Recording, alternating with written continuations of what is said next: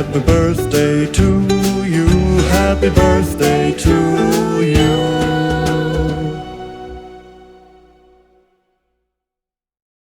Born Michael Gubitosi, September 18, 1933 in Nutley, New Jersey, he became known the world over as Robert Blake, an actor arrested for murder.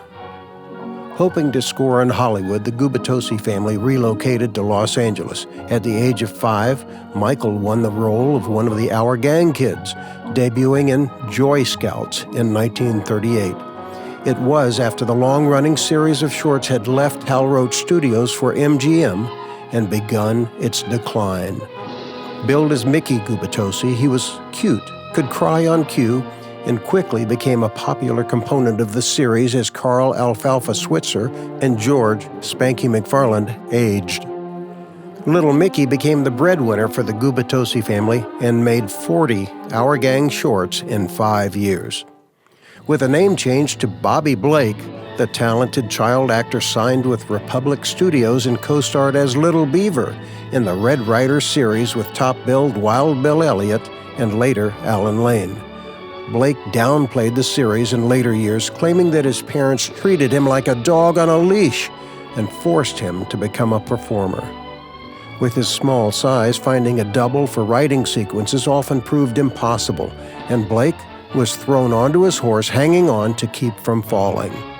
Blake worked at other studios, including Warner Brothers, where he appeared with stars like Jack Benny, Edward G. Robinson, and as the boy who sells the winning lottery ticket to Humphrey Bogart in The Treasure of Sierra Madre. He portrayed a young John Garfield in Humoresque and appeared in one of Laurel and Hardy's lesser efforts, The Big Noise at 20th Century Fox. Aging out of adolescent roles, Blake nonetheless kept working steadily even while fighting off demons from his torturous childhood. Roy Rogers and Dale Evans helped by giving him guidance and a good role in an episode of The Roy Rogers Show. Yes, Blake was talented, and during the early 1950s, television came to his rescue. He kept busy on Western series like The Cisco Kid, 26 Men, Broken Arrow, The Californians, Black Saddle, Zane Grey Theater, The Rebel, Bat Masterson, Wagon Train, Laramie, Rawhide, and 3 episodes of Have Gun Will Travel starring Richard Boone, who responded to Blake's versatility and dynamic performances. When Have Gun ended, Richard Boone was given carte blanche by CBS to form a stock company of talented actors for his highly touted anthology series, The Richard Boone Show. Blake was among the chosen few to make the cut and appeared as a different character in each of the 25 episodes. Actor Robert Blake's breakthrough role as an adult came in the feature film In Cold Blood in 1967. Blake and Scott Wilson portray 2 ex-cons who go on the run after murdering a family. A true story, the stark black and white film based on Truman Capote's book, shot by Conrad Hall, written and directed by Richard Brooks, was nominated for multiple Oscars and awards. Suddenly, Blake was hot, his talent finally recognized and appreciated. His next Western was also based on a true story. Tell Them Willie Boy Is Here featured Blake as Paiute Indian Willie Boy, who kills in self-defense and goes on the run with his girlfriend. Once again, the acting honors went to Blake. Another unforgettable portrayal. Willie Boy was followed by Electroglide in Blue, developed and produced by Rupert Hitzig. Blake, outstanding, starred as a short motorcycle cop in Arizona with dreams of becoming a detective. It's a very interesting film about corruption, hero worship, and the New West. The flawless cast included Billy Greenbush, Mitch Ryan, Royal Dano, and Elijah Cook Jr.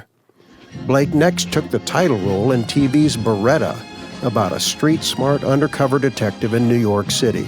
The series was a smash, winning Blake a Best Actor Emmy, putting him on the late-night talk show circuit, a move that helped him become even more popular.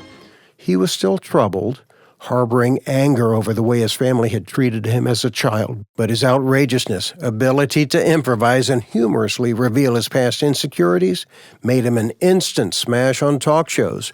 Robert Blake was in demand, described as the best guest since Don Rickles. He even guest hosted Saturday Night Live, appearing in a satirical sketch about our gang, with Eddie Murphy as Buckwheat. Things turned dark for Blake in 2001. Very dark. He was arrested for the murder of his wife, Bonnie Bakley. Due to the lack of evidence, Blake was acquitted by the jury and set free. Following his release, he was broke from legal expenses and disappeared from the public. His career was over. Robert Blake died March 9, 2023 of heart disease at the age of 89. Maybe it was of a broken heart.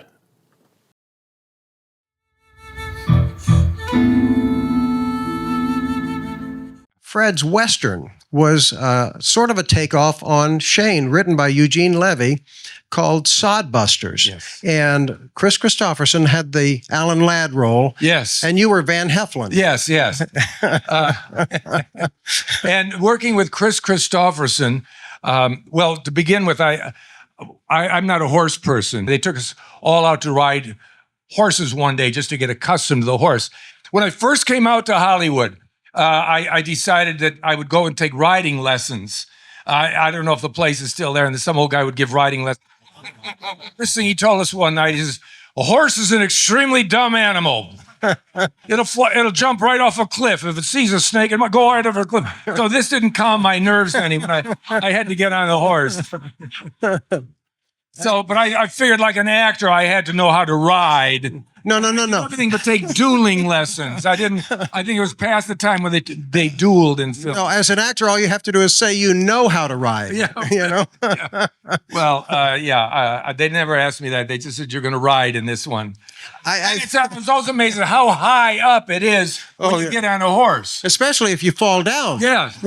Luckily, I never felt. But Chris Christopherson, when he got on the horse, and his spur caught in the stirrup.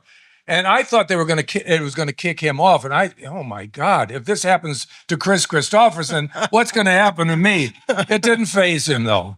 Didn't faze him. And then one night I had to drive the horse down to the cabin and stop and get off. And Eugene came over and he said, "Cut." He says, "Fred, I want you to stop the horse over here." I said, "Don't tell me, tell the horse." The horse was completely in charge. I was afraid of the horse. I wanted to treat it very gently, and I found out you can't. You have to let it know who's the boss. But in the script, it said that there was we were supposed to have a fight, me and Chris Christopherson. Then he was going to run away, and I was going to jump on a horse and chase him. And it was a night shoot.